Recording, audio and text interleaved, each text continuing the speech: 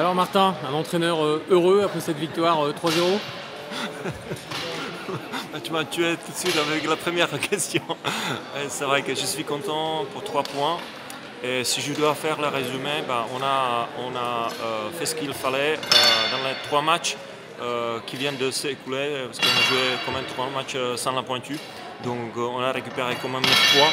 Mais c'est vrai que j'aurais espéré avec ce match-là de faire un petit peu mieux que ça. Surtout qu'on est rentré bien dans le match, mais on s'est très vite aligné sur le niveau de jeu adversaire. Et au deuxième set, on commence à faire des fautes de filet, service à l'attaque, et on remet l'adversaire dans le jeu. Alors pour Quimper, moi ce que je retiens, ça serait la prestation de Christina. Je trouve qu'elle a fait un très bon match, qu'elle a haussé son niveau, elle a attaqué, c'était franc. Tu es d'accord avec ça ou... Écoute, tout à fait, parce que Christina, elle progresse depuis l'année dernière quand elle est arrivée. Elle progresse, elle n'arrête pas en fait de progresser. Et ce qu'il lui manquait en fait cette année, c'était le temps de jeu. Elle devait jouer avec 1-2, justement de porter le fardeau, je dirais, la joueuse majeure en 1-2. Bon, ça ne se fait pas pour les questions en fait, qu'on connaît.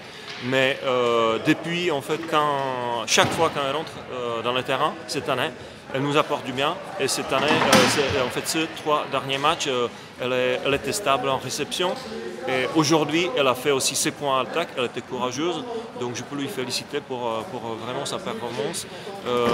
Je n'étais pas surpris, mais ça m'a soulagé qu'en fait on a une joueuse qui est arrivée en 1 an et demi de progresser autant. Tu as fait jouer aussi sur certaines rotations Laura Boissolier. C'est une récompense pour elle, parce que j'imagine qu'il y a le travail qu'elle fait, et puis c'était peut-être l'occasion aussi sur un match comme ça de... Merci pour la question, parce que c'est aussi une joueuse jeune de CFC. Normalement, pareil, elle devrait jouer comme Christina avec 1-2. Ça ne se fait pas, mais Laura, en fait, elle est patiente, elle travaille très bien à l'entraînement. Donc du coup, pour elle, oui, en quelque part, c'était une récompense, mais une récompense logique dans son travail qu'elle effectue en fait quotidiennement. Concernant l'adversaire, est-ce que tu n'as pas été un peu surpris du niveau d'Alouin? Parce que moi j'ai trouvé qu'ils sont derniers certes, mais le jeu développé, hormis au départ où la récepte ne fonctionnait pas, après moi j'ai trouvé que c'était une très belle équipe et qui n'avait rien à envier à certaines équipes vues à Quimper. En fait, c'est vrai que on sait que les équipes de bas de tableau contre nous, elles jouent sans la pression. Mais ce qui était surprenant chez l'équipe allemande, c'est qu'en fait, ils ne faisaient pas de faute. Leur jeu, elle était très propre. En fait, on savait exactement qu'est-ce qu'elles vont faire, mais pourtant, on ne respectait pas les consignes à 100%.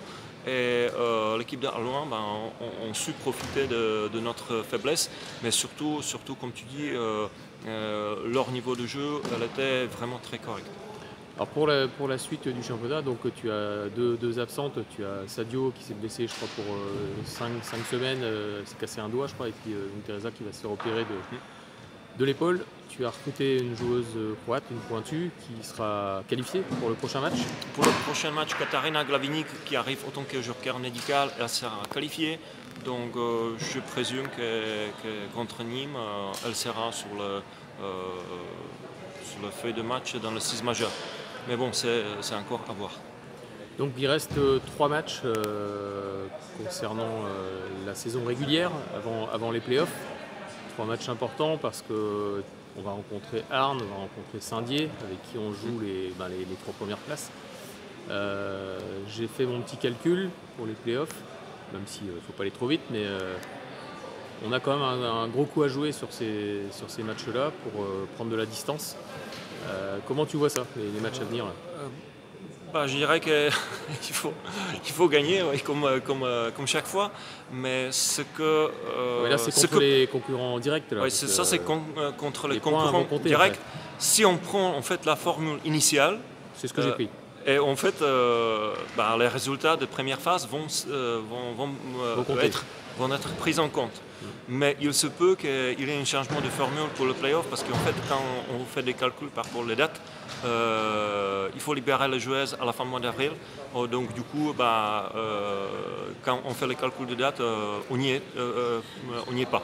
Donc il faudra que en fait, la Fédération française, sur les champions d'élite, elle trouve en fait, une formule qui soit adaptée en fait, par rapport au calendrier international. Donc on peut s'attendre à un changement de formule pour play-off. D'accord. Bah écoute, on verra ça donc ultérieurement quand on en saura plus. En tout cas, bonne continuation pour cette fin de championnat et pour ces 3 matchs à venir. On aura certainement l'occasion d'en reparler et puis on espère des belles victoires pour Quimper. Et avant de finir, j'aimerais encore de féliciter aussi Cassiope Besnéard qui a fait en fait une belle rentrée au 12e set et elle a fait basculer au 2e set à notre faveur. 3-4 points, bon coaching aussi, ouais. Et belle prestation. Merci Martin. Merci.